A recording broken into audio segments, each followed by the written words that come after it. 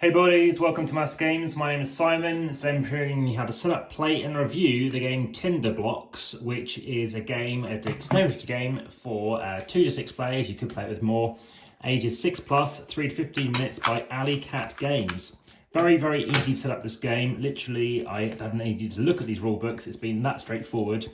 It's a dexterity game similar to Jenga, quite frankly, and obviously in a very small container, unlike other such games.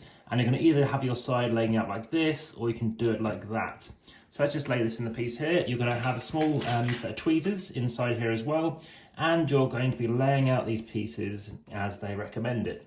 So let me talk to you about, I guess, it's not really a theme, but you're basically stating, stack up the logs and fire cubes to build a campfire higher and hotter. But watch out, it falls, you might get your fingers burnt. Now, it only takes about 7 or 8 minutes for your first game as a 2. And there are 20 of these cards, basically, 20 fire cubes, 20 logs, 1 pair of tweezers, and obviously that campfire card. So we'll lay this in the middle of the table. Either side you can put it as you like, and do you know what? We can actually try the more interesting one here. Replace those remaining logs and all the other fire cubes in the bottom of the tin, as you can see, at this mint tin style setup. And it's the first person, basically, to make a mistake is going to be out. So now what you're going to be doing is you're going to be drawing a card and seeing how it goes.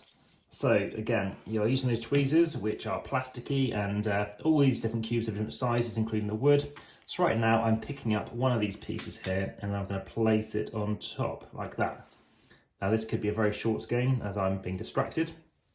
Now you're taking out a yellow cube and a red cube. As you can see, red is ever so slightly bigger.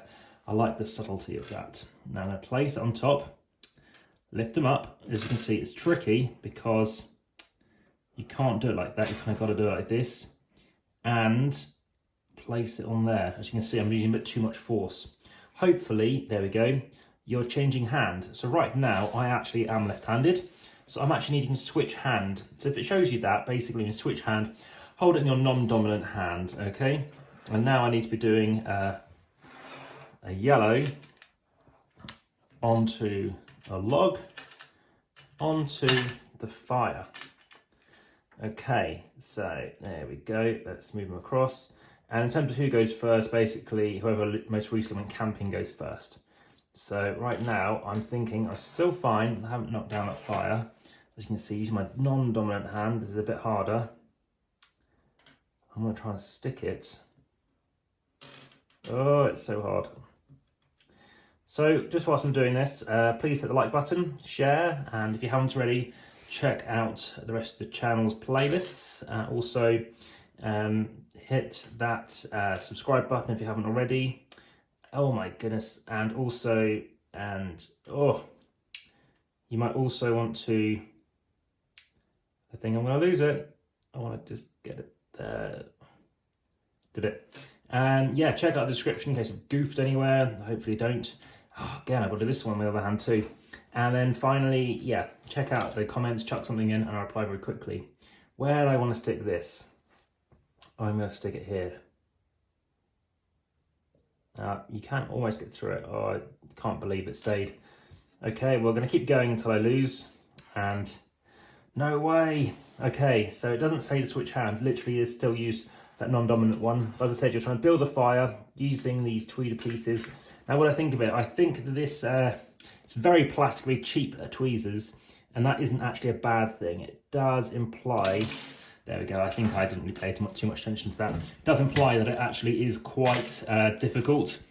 I find it quite tense, and that's fine. That's a great thing for what this kind of game is, especially in fire and you've got to keep an eye on things.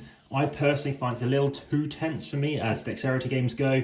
I prefer something a little more fun, I guess. But I still think it's very good, and I give it at least a 6. And if you want something very small, I mean, it gets 10 out of 10 for portability. Very nice and tiny and tidy. Of course, Retic Rapunzel has got a similar size. Doesn't bother tin. Some people don't like tins because they run the risk of course, getting dinged and stuff. But typically, I've never really seen any issues. No hinges, which actually is a fine thing to have, in the sense that a tin actually with hinges can quite easily wear out, I find, on these thin metal tins.